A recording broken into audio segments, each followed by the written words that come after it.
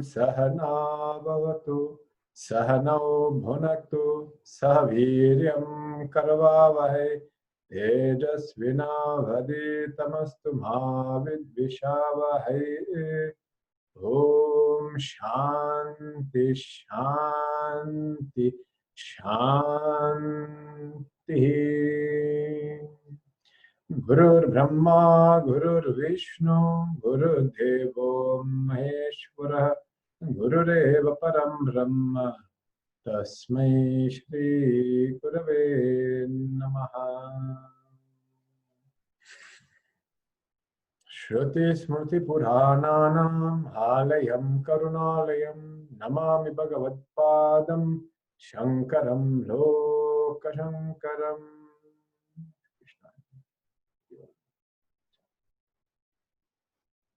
Let us chant this together. Rupam Drishyam Lochanam Draka Tadrishyam Draktumanasam Drishyadi Vrittaya Sakshi Drageva Natu Drishyate. I think what we'll do is we'll chant the verses from last week, and then I'll do an entire summary of last week's class, and I'll try to simplify it. It was a little bit complex. Okay, now just before we launch into that, okay, so what's happening in this text called Drig-Drishya Vivek?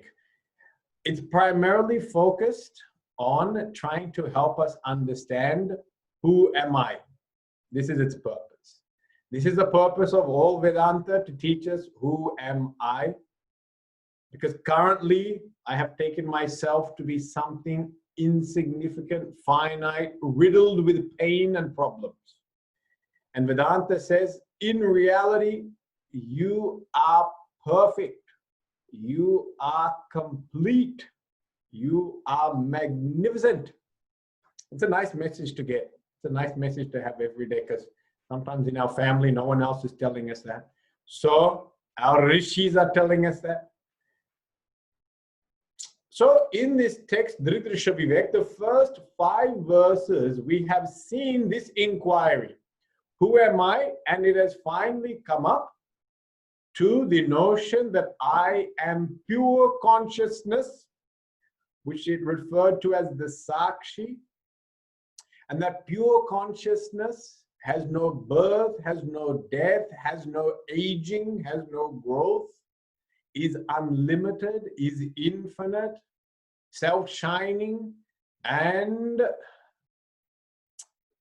it is the nature of bliss because it is complete. Okay, so this is the nature, this is our true nature. However, it feels completely foreign. I don't feel like any of these things. If you ask me today, I'm not feeling very infinite. I'm feeling very finite, Swamiji. Feeling tired, feeling exhausted. Can't wait for tomorrow. Restrictions to be released. I can go to a cafe. Okay, yeah. So although you said I'm infinite, I don't feel it. So why is it that Shastra is saying I'm one thing, but my experience is completely different? And that's because there's one factor in between. The truth, which is I'm infinite, and my experience, which says I am finite. There's one factor which has caused this problem, and that factor is called the ego. The ego. Okay. In spirituality, when we say ego, we are not talking about pride or arrogance. We are talking about mistaken identity. That's what ego means in the language of spirituality, mistaken identity. It is not pride or arrogance, okay? Clear. Now, in this Drig-Drishya Vivek text, you are going to see one of the most in-depth analysis of this thing called ego. Actually, in no other text is such a detailed analysis of ego given. And that's why this is a little bit confusing, because the terms that are used are a little bit foreign. The concepts we're not quite used to, because other texts don't go into such detail. They say you have an ego, that's the problem. Let's just get rid of it. But here it says, let's dissect this ego to find out exactly what are its components. Okay? And this is what verse 6, 7, 8, and 9 of this text are doing. They're a dissection of what is called ego. They are probably the most difficult verses to take in the entire text.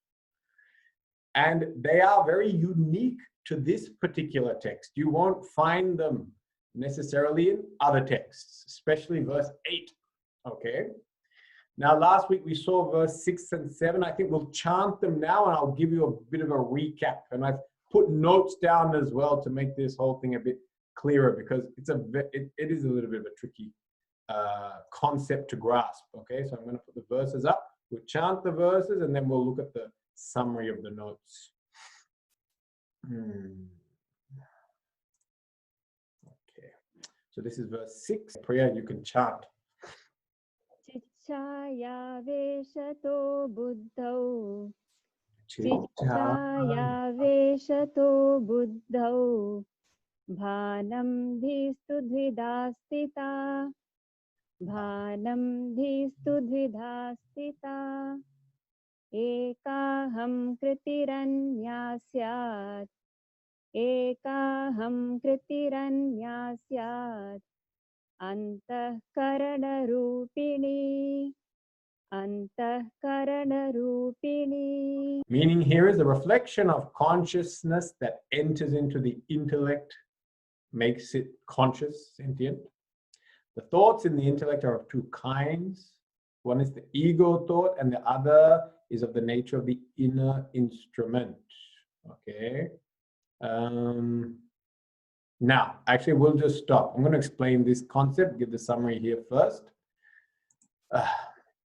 Again, in this particular verse, the language that is used is a little bit unusual. Okay, so those who have the book, or you can see the book in front of you, I am going to use the language of the text here, because if I don't use the language of the text, it's going to get very confusing. Okay, so in the textbook, yeah, in the actual verse, you have words called chichaya. Chichaya means reflection of consciousness. Yeah. You have another word called buddho, and another word called dhi. The buddho and the dhi mean the same thing in this verse. Okay? Buddho and dhi mean the same thing. And their meaning is very unusual in this context. They mean, buddho and dhi mean 4 factors. The 4 factors are ego, intellect, mind, memory. Okay? So these 2 words, it's very unusual that it's used this way. Generally, it's not used this way. That's why it's a little bit tricky. So on the first line, buddho and dhi, you put equal sign, and that equals ego, intellect, mind, and memory. Now I'm going to bring up my notes, okay? So maybe it'll help you to understand this. Okay, now this is, okay. Now, if you see here, buddho is the, and it goes 4 components of intellect, mind, memory, and ego. This is a very unusual usage of the word. Generally, we understand this as antakarana. In technical Vedanta, this is called antakarana, but here all the language is different. And he's called these 4 components as buddho or dhi. Chichaya, a reflection of consciousness in the above. In the above, there is a reflection of consciousness, and it's called chichaya. Chaya means reflection or shadow. Now on the second line, it then says these buddho or dhi, it breaks it into 2 components. And it says on one side, we have a thing called aham kriti, otherwise called ahamkara, ego. And on the other side, there are three factors: intellect, mind, and ego, which in this verse, very unusually, they have called antakarana. So now just going over it, Buddha is the four components of intellect, mind, memory, ego. In that, we have a thing of reflection. There's a reflection of pure consciousness. So pure consciousness, called Sakshi, is now reflected in these four factors. And in these four factors, the text now wants to delineate of the four. They're going to separate them into two groups. One group is just made out of ego, and the other group is made out of these three factors, which they have called antakarana. There's a reason it's called that. Karana means instrument. Karanam means instrument. And intellect, mind, ooh, there's a mistake here, sorry. That should say intellect, mind, memory. Okay, so there's a mistake, sorry, on my notes. I just did this earlier today. That should say intellect, mind, memory, not ego, okay? Let's see if I can correct that. Yeah, okay. So that should say memory.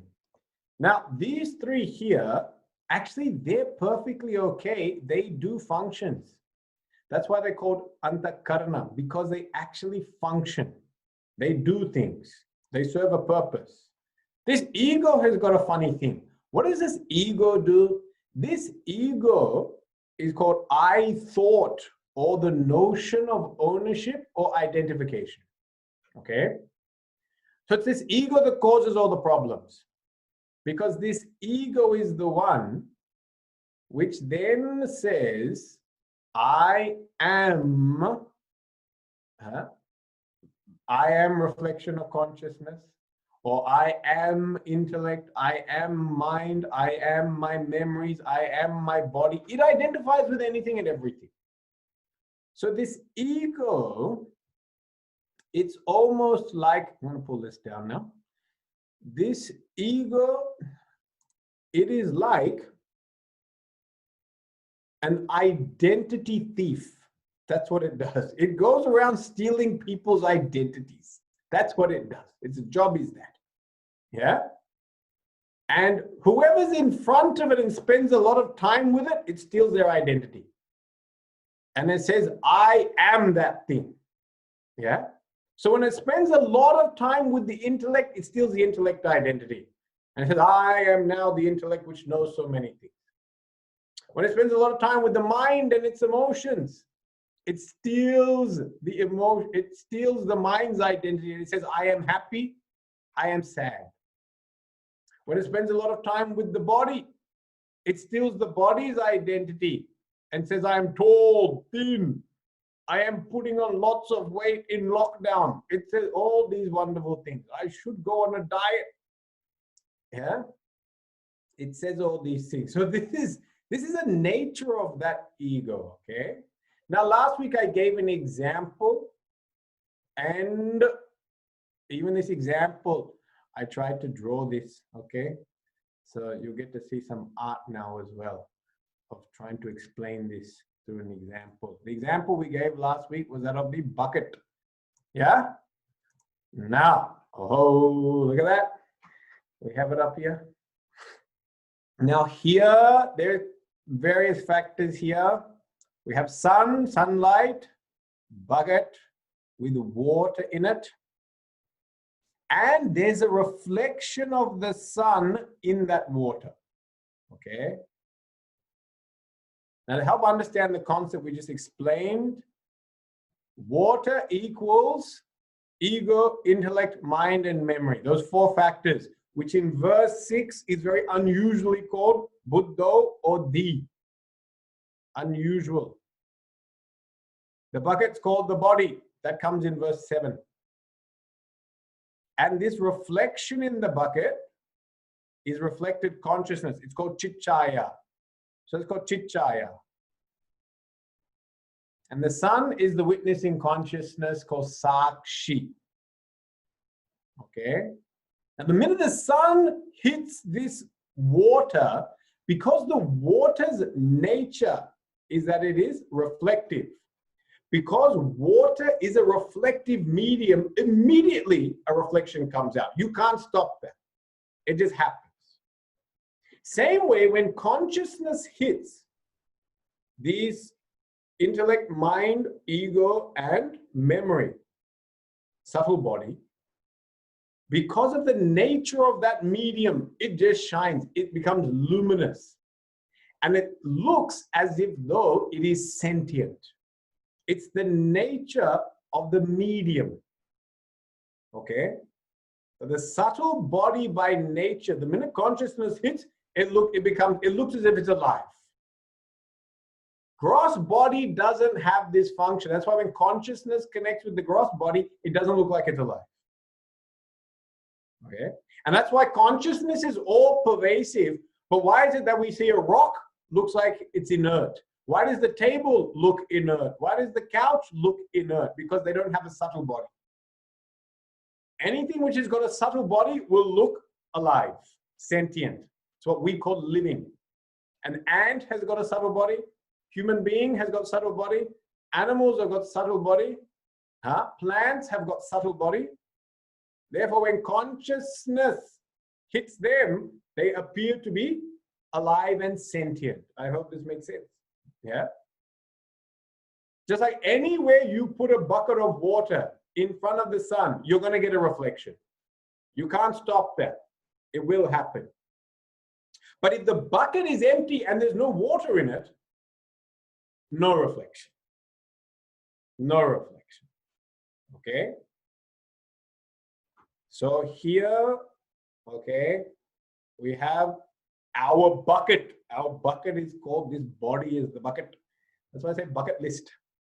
It's the list for that bucket before the bucket tips over. So what do they say? When someone dies, tip the bucket. It's called tip the bucket. You see? All this was Vedanta only in action. He tipped the bucket. I mean, he died only. His water fell out. It's true. When your water falls out, then you have to go somewhere else. Your time with that bucket is over. So here, bucket is the body. Then inside this bucket is a thing called subtle body, which is made out of your four factors: intellect, mind, memory, ego. It's not what we call brain, okay? It's not what we call. Brain is still part of gross body. Subtle body, we can't see it. Yeah, we can experience it, but we can't see it. Okay? Now, pure consciousness is coming down and pure consciousness is hitting the subtle body, and all of a sudden, subtle body appears to be sentient and alive. That's all. I am now alive and I feel alive and I can do things. I don't feel like a chair and a table. That's why if someone sits on me, I react. Don't sit on me. That's why I say, get off my head. You're on my head the whole day. Yeah? I'm not a chair. I'm sentient. I am not inert. Yeah? All this is because I have got subtle body, which is now reflecting this consciousness. Okay? Okay, level 1. This is verse 6. I hope that is helping you to understand. Now, let us look at verse 7. Okay, so now we'll go back and Priya, you will have to chant. I just have to find the verse. Okay, Priya is ready. And now chant away, Priya. Chayaham karayoraikyam Chayaham karayoraikyam Taptayah pindavanmatam Taptayah pindavanmatam Tadahankaratadaatmyat Tadahankaratadaatmyat Dehaschetanatāmagat Dehaschetanatāmagat. The identity of the reflected consciousness and the ego, okay, is considered to be like that of heated iron ball. That ego, due to identification with the body, lends its consciousness to the body. Okay. Now here, what it's talking about now is the subtle body, those four factors, mind, intellect, memory, ego, they appear to be alive. Why? Because consciousness is hitting them. They are a highly reflective surface, and now it appears to be luminous or sentient. Now, what they do is they then take that reflected consciousness and shine it onto the body, this gross body. And then all of a sudden, this gross body looks like it is alive. So really, the book is just trying to explain how does this pile of inert matter look alive. And it's saying consciousness does not come in direct contact with it. Consciousness has to hit the subtle body, and then the subtle body then hits the gross body. Okay? Now you know, why are we doing all these type of intellectual gymnastics? I don't understand what a gross body is and a subtle body is, but my body is hurting right now. I want relief from my body. Now, all this is because we have got a big mistaken identity. We have taken ourselves to be the body. This is the problem.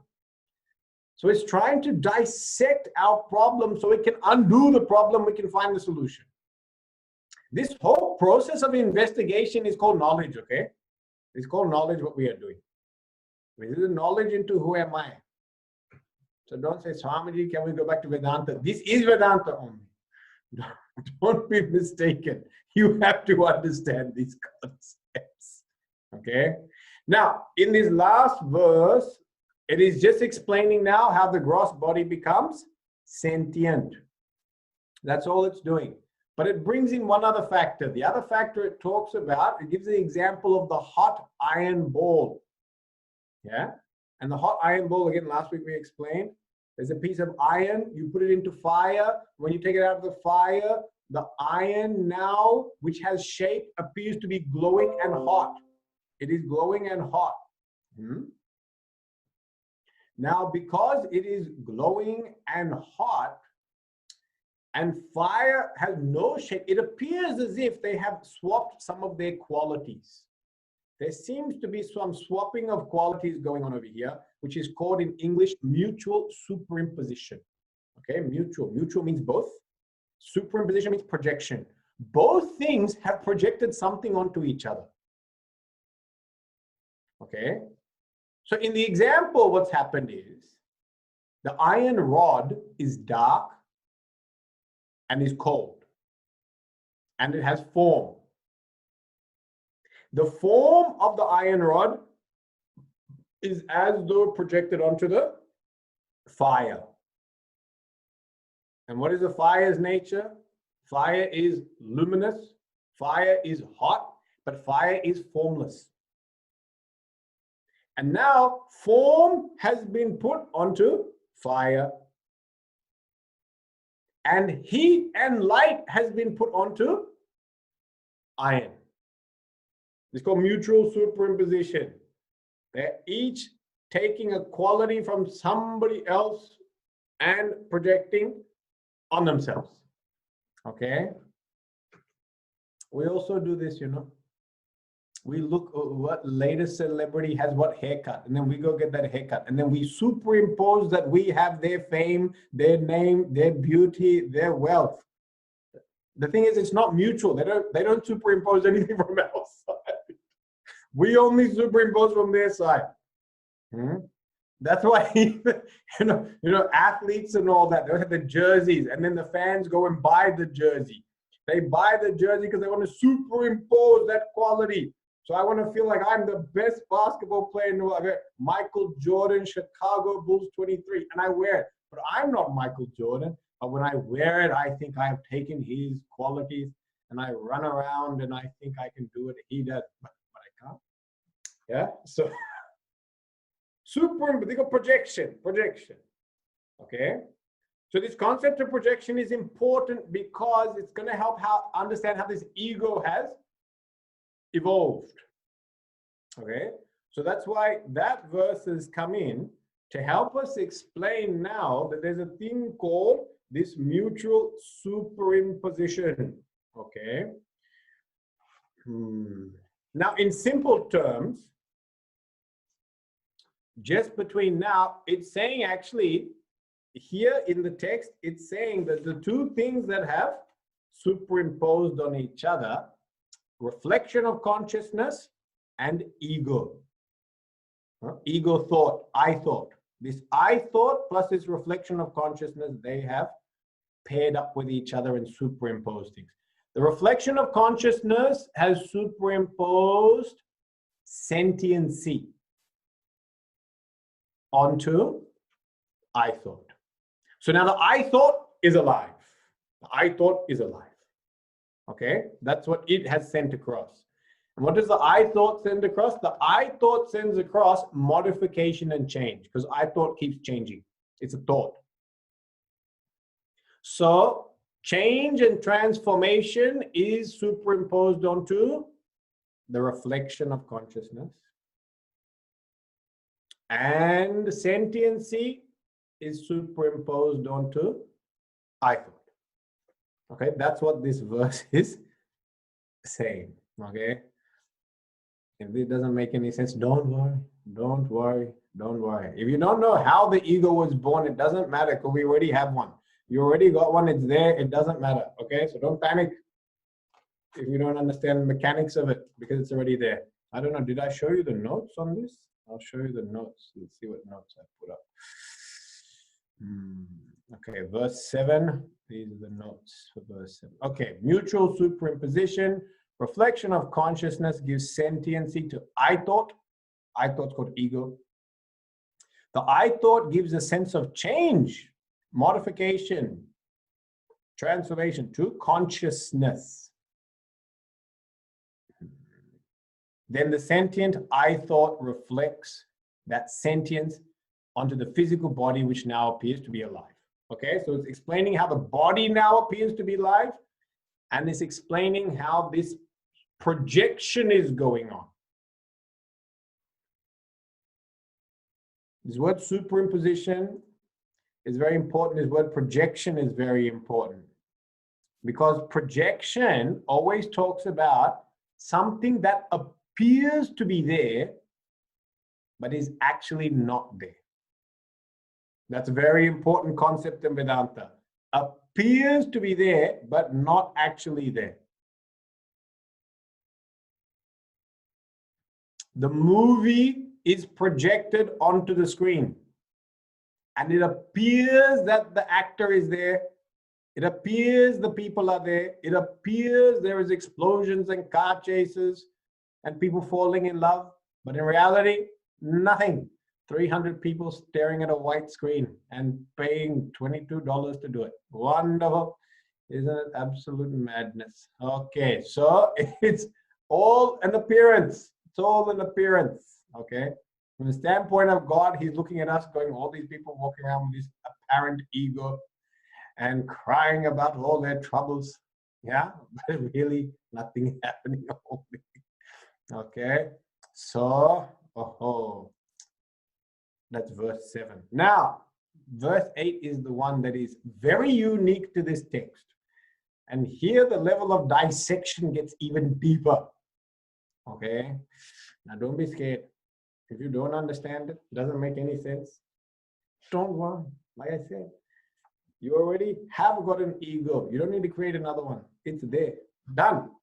We are just going to find out how it is operating. Okay, so let us now go to verse 8. Okay, Priya, are you ready to chant? Okay. Ahankarasya tadatmyam. Ahankarasya tadatmyam. Chichaya deha sakshibhihi. Chichaya deha sakshibhihi. Sahajam karmajam bhranti. Sahajam karmajam bhranti. Janyam cha trividham kramat. जन्यं च त्रिविधं क्रमात्. Okay. There is a threefold identification of the ego. One, identification with reflection of consciousness. Two, identification with body. Three, identification with the witness. These three are respectively: one, natural; two, born of past actions; and three, born of delusion. Okay. Oh. Lots of fancy words here. Okay. Now, let us go back to our bucket of water. Yeah. Our famous bucket of water, very important. It hasn't yet kicked the bucket. It's still there. Okay.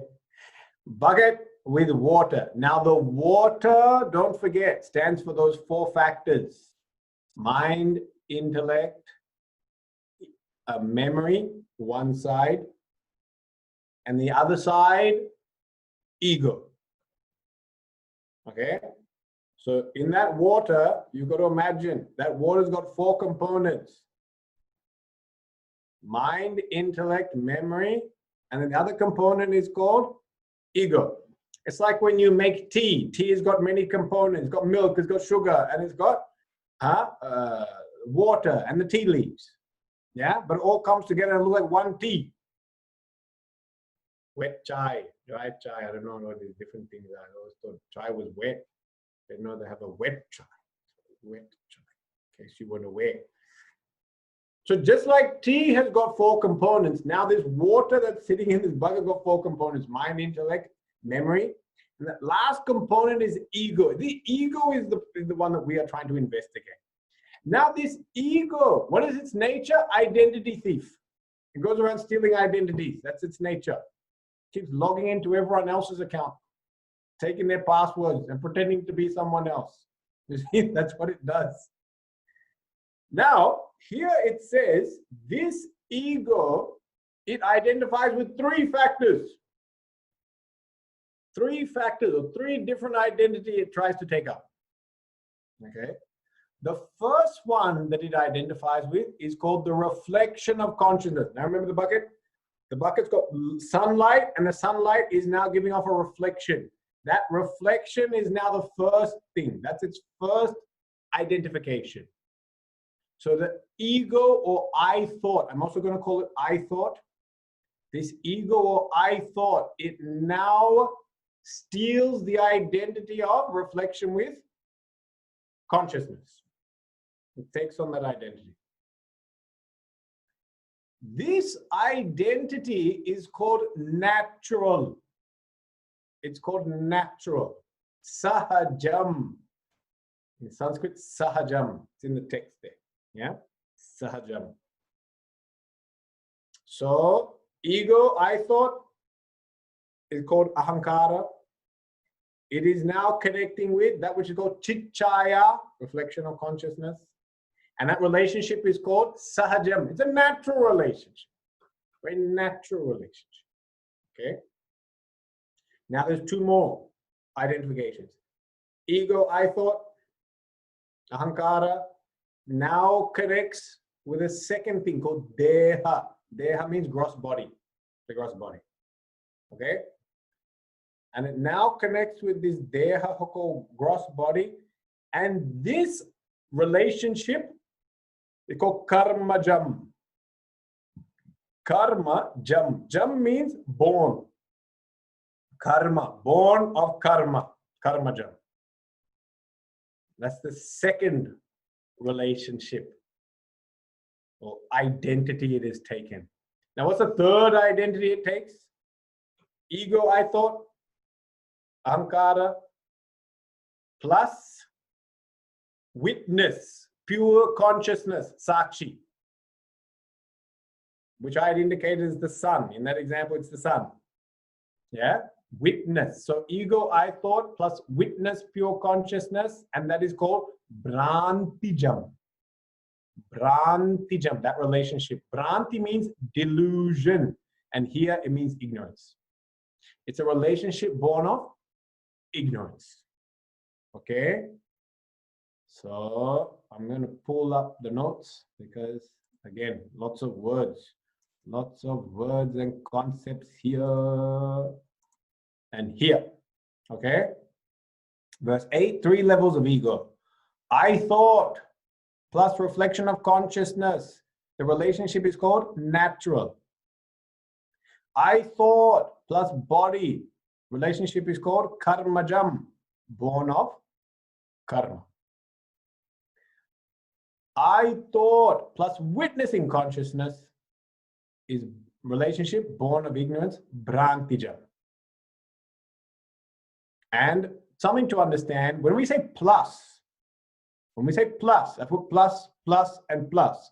When we say plus, what we actually mean is taken itself to be. Taken itself to be, because it is identity thief. It goes around stealing the identities of others. Okay? So it is, when we say plus, we mean it's taken itself to be that. Okay? So 3 levels here. These are the 3 levels. Okay?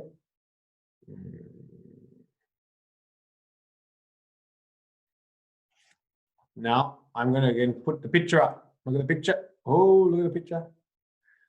And in the picture, which I put up 10 minutes before this class started, I was pulling together these things.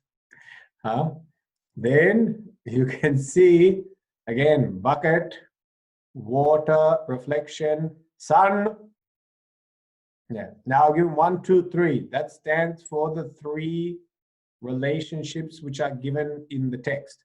The first relationship is reflection of consciousness plus ego. Remember, ego's down here, ego's there. That's the first relationship. That is called sahajam. It's natural. It's natural. The second one, ego, I thought, plus the bucket. Karmajam. Born of karma. And last one, ego plus witnessing consciousness. That is called brantijam. Okay. Now, this understood. Now I'm going to talk about implications, why we need to understand all these things. Okay. Now, these 3 egos are there. The first one we said is called natural. What do you mean by natural ego? Natural ego here means the minute there is an I thought, remember the water, the minute there is a water, then immediately with the sunlight, there's going to be reflection. You cannot avoid that. You cannot avoid that. That wherever there is water, there will be reflection of consciousness. We can't stop that. It can never be stopped. The only way to stop that is get rid of the water. Now, what happens? Don't forget now our mutual superimposition, okay? What happens at this point in time? What happens is sentiency from the reflected consciousness jumps across onto the ego, and the ego becomes aware, the I thought, and the I thought sends across something. And what is that? It's just the notion I know. The notion I know.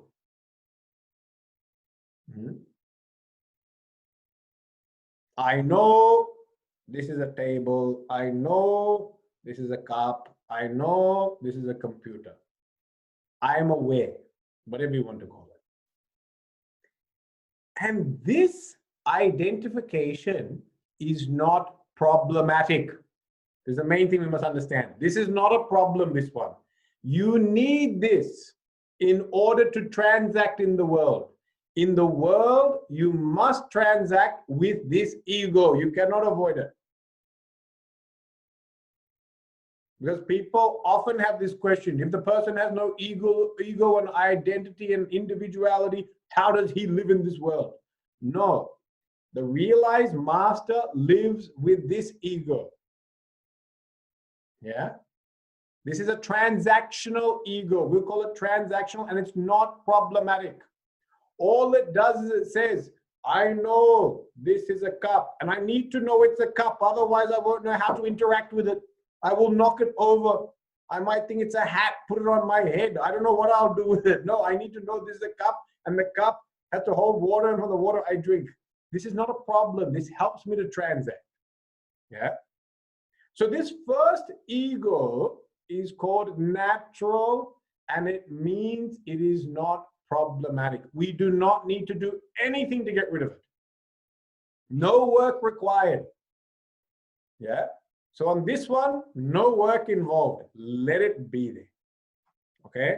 Ego number one. Ego number two is called my identification with the body. Okay? So I thought, and now body. And these two now are going to throw things across at each other. Yeah. So now what are they going to send across? Yeah. So when the ego now connects with the body, it sends across, well, it sends across the reflection also of consciousness. The body then appears to be alive. We saw that in the 7th verse.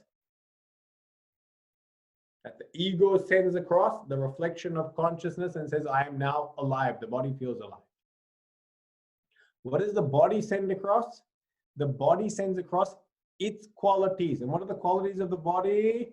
It is born, it dies, it ages, it decays, it has disease.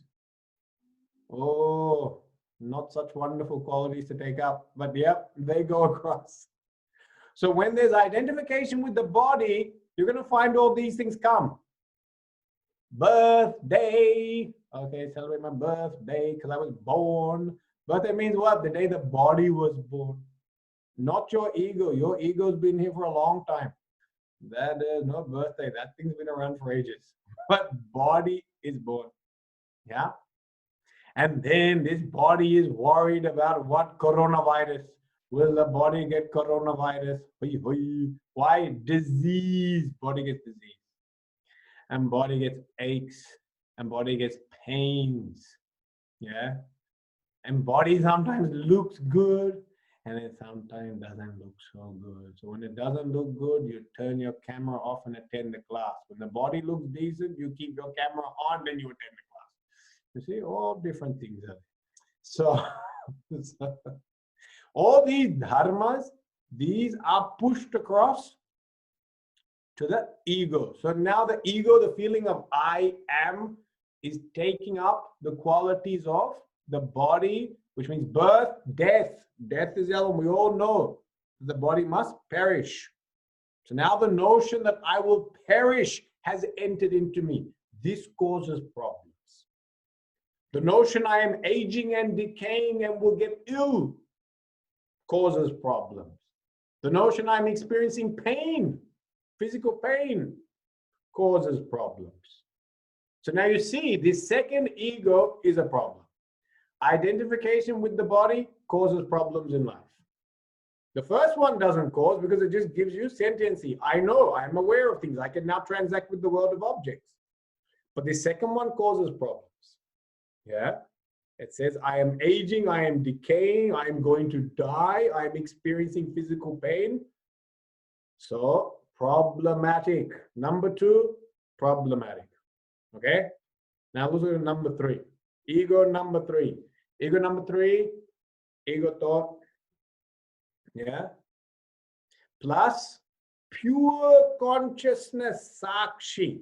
This pure consciousness, sakshi, was the one that was given in verse 5. Yeah, when I said in verse 5, when I had to explain the sakshi, it was given there. No deti nastamat ityeva nayati nakshayam. Navriddhim yati nakshayam. Yeah, that was given there. Now, what do these two transfer to each other? Okay, the ego is not going to send any consciousness to consciousness. Consciousness already got consciousness, right? So consciousness, pure consciousness, it can send existence. It sends a thing called existence to the ego. Pure consciousness is giving existence. Reflected consciousness is giving sentiency. Okay, these are sometimes just little details in Vedanta which it doesn't really matter too much, okay? Because existence and consciousness are the same thing, only don't get too excited, okay? So it's just to fulfill our equation here. We are just saying existence comes across, and now the ego, the I thought can say I exist. At least I can exist. That's what it takes. Now don't forget, the witnessing consciousness, what's its nature? Pure existence and unlimited. Infinite. It is infinite. What does the ego send across to consciousness? The ego sends across to consciousness the notion you are limited. That's the notion that goes across. Because consciousness, witness, is infinite. Like the sun in the sky is infinite. It's huge, all pervasive. But now what does the ego thought send across? It sends across the thought, I am incomplete. In Sanskrit, apurnam. I am incomplete. This is a big problem. This is the cause of all our problems. Yeah? All our problems come down to this notion. I am incomplete. Every other one is okay, you can deal with. This is the big one. And this haunts us in every aspect of our life. Every aspect of our life. This feeling of being incomplete, insufficient, inadequate. It's there in every aspect of our life. Yeah? When we look at work, we look at all our work accomplishments, and as much as we have accomplished, we still feel not quite there yet. Isn't it? As much as you achieve, we're always climbing ladders to get somewhere, and then even when you become the top CEO of that company, you then have to look at other companies and say, we're not as big as them. So at work, there's a feeling of being inadequate, incomplete. In our relationships, feeling of inadequacy. I am not worthy of love. When you have the notion that I am not worthy of love, as many people say, I love you, it's never enough. Because you feel incomplete. The rest of the world is showering you with hugs and kisses and presents.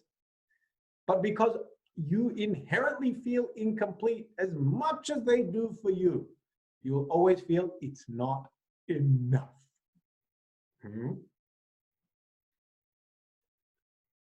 I was talking to someone, and I remember them saying, I said, how do you feel it? How do you feel if your husband says you're a good cook? I said, are you happy with that compliment? They said, yeah. But do they see me only as a cook? Is that what? That was their response. And I said, you know, they paid you a compliment, but even in that compliment, you're not happy. Why? Apurnata, feeling of incomplete. He said, oh, you see me is cook around here. So if you tell that person, oh, food is so delicious, you're so good at cooking, they turn around, that's all I am for you. Cook or what? Huh? That person said, I want to be everything for that person. I want to be their be all and end all. I said, well, that's a big assignment. I'm not sure we can achieve that. But you see how this sense of apurnata plays out in relationship? How the sense of apurnata incompleteness plays out in work. How sense of Purnata, it plays out in every health, even in health. As fit as you are, they keep giving you the next level of fitness to get to. And the question, how fit do you want to be? Are you expected to run a triathlon? I just met someone and they are doing what? Intermittent fasting. I didn't even understand what intermittent fasting was, because I said no such thing. If I see food, I'll eat it. People ask me, Swami, do you watch your diet? I watch my diet. I watch everything I eat as it goes into my mouth. That's called watching your diet. Yeah. Every morsel of food that enters into my mouth, I look at it. Therefore, I'm watching my diet. Yeah. This was the intermittent fasting. So they say, I think 12 hours, 16 hours you're not supposed to eat. Yeah. 8 at night to 12 o'clock the next day. Then you have one meal. And then you have 8 hours and you have your next meal. Yeah, this is an intermittent fasting. And then I said, whoa, I said, wow, this is impressive. So then they told me, okay, I finished at 8 o'clock. So I said, next meal's at 12. He said, no. Now my app, all this is tracked by the app. The app is saying, go for 18 hours. From 16, go to 18 hours. So, yo. Huh? To me, 16 was more than enough. Now it's saying go to 18, and then 18 it'll make 20, and then 20 will make 24, and then finally say don't eat. Why do you need to eat? Eat once a day, eat once every 3 days, eat once every 6 months. You become like Dhruva, didn't eat anything. Huh? If you realize God, then I support this. If you just become emaciated, then I think it's pointless. Because then you'll have to end up in the hospital with all the people with coronavirus, and they'll ask you, why is this one come to the hospital, decided not to eat for 24 hours, 48 hours, 72 hours, huh? And taking up unnecessary hospital beds. Eat your food. But you see, every field you go, they'll get push more, push more, push more. Everything is a push more. No one ever says you've done enough. No one ever says you're good enough. And even when they say it, you don't believe it. You're always suspicious. Oh, what do you want out of me? Why are you saying that I'm so good? There's something you want or something you've done wrong. And that's why you're apologizing by saying I'm a wonderful person. There's something you have done. All this suspicion, all this feeling of inadequacy is coming because ego has now strangled this witnessing pure consciousness. Okay? Mutual superimposition. Consciousness has lent existence to the ego. Ego has imprisoned it with a feeling of incompleteness. Okay? This really is the one. This is the one you have to go after. Brantijam. This is the ego that is the major problem. Brantijam. Born out of Branti. You can also go Avidyajam if you want. Ajnanajam. Born out of ignorance. This ego is the cause of every one of our sufferings. Every one of our sufferings is brought about because of this ego. So really, if we look at it, our biggest problem is with this third ego. And therefore, the text is going to say, we're going to teach you how to get rid of the third ego largely. Now, if the problem is because of Bhranti, which means delusion or ignorance, then the solution becomes knowledge. Knowledge becomes the solution because the problem is ignorance. Okay? And the ignorance is largely in the form of feeling incomplete. Okay? Feeling incomplete. Okay. So now this is a very detailed analysis of ego, isn't it? 3 levels of ego. I hope it's not too complicated. Yeah. The first one we said is not a problem because it's transactional ego. Sahajam, natural, transactional ego allows me to transact with the world. The second one, karmajam, born of karmas. identification with body. It creates fears of death. It creates pain. It creates anxiety because of illness, disease. So it's problematic. The second one's problematic. And the third one causes inadequacy, feelings of insufficiency. Yeah. Now I've given you that picture of the sun and the bucket and the reflection and all that. In this entire thing, you must understand you in reality are not the bucket. You in reality are not the water. You in reality are not even the reflection. You in reality are the sun. That which is infinite, that which is self-luminous, and that which is above and beyond all these problems that are happening in the bucket. All this problem is happening in the bucket. And you are far above and beyond all of them. Yeah. This is what we have to become aware of. And that's why I said this sharing of qualities is called superimposition. It's projection. It doesn't actually happen. It doesn't actually happen. But when you're not paying attention, you can get fooled by a projection. When you're not paying attention, we get fooled by projections. Yeah, happens all the time. So we have to pay attention and we have to inquire. If we don't inquire, things appear in one way. But on inquiry, this is not how they are. Like the blueness of the sky. Sky appears to be blue. On inquiry, space is colorless. Horizon appears to be flat. On inquiry, Earth is round. All these things are just ways that we get fooled on a daily basis. We get fooled. Yeah. Now, this foolishness has been going on for many lifetimes. We are still under the spell of this foolishness. Therefore, an inquiry into this ego and now adding knowledge.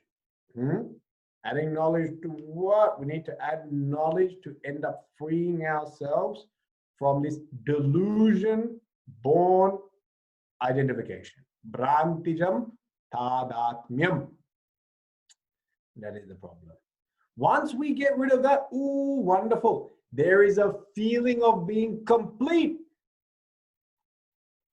And with that feeling of being complete, can I still transact in the world? Yes, because the other ego still continues on. Transactional ego, sahajam continues on, and it's not a problem. It's brantijam, which is a problem. Karmajam, which is a problem. Yeah. This is how the enlightened master works. The enlightened master will also have the I thought, but his I thought is only connected with reflection of consciousness and allows him to transact in the world. But because his Brantijam, the other two egos are dissolved, he has no problems. He's never fooled, he's never deluded. He's a Sthita Prajna. When they say Sthita Prajna, what is the knowledge? Is steady wisdom. What is the wisdom? This is the wisdom. The wisdom that I am not this finite, incomplete individual, nor am I this body which is going to suffer illness, age, and death.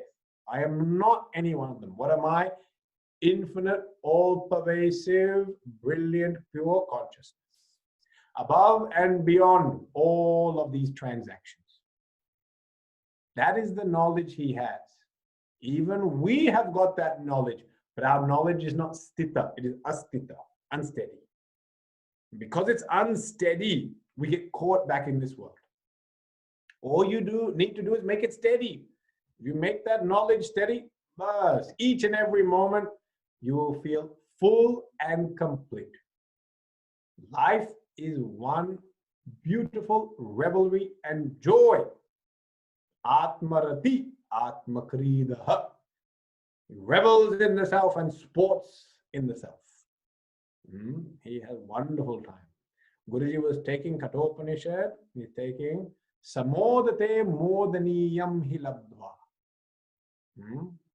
Modate, he revels outside. Why? Modaniyam. He has discovered that which is pure bliss. Yeah. So all Upanishads say this.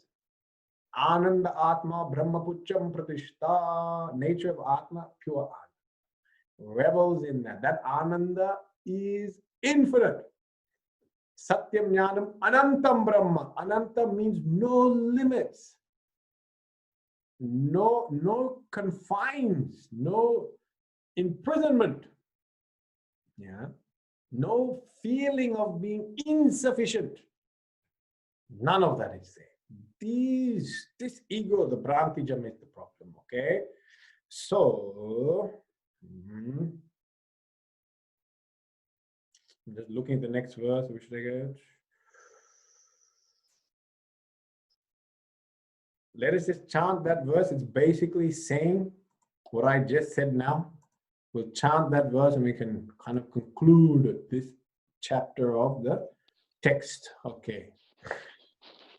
Sambandhino sator nasti.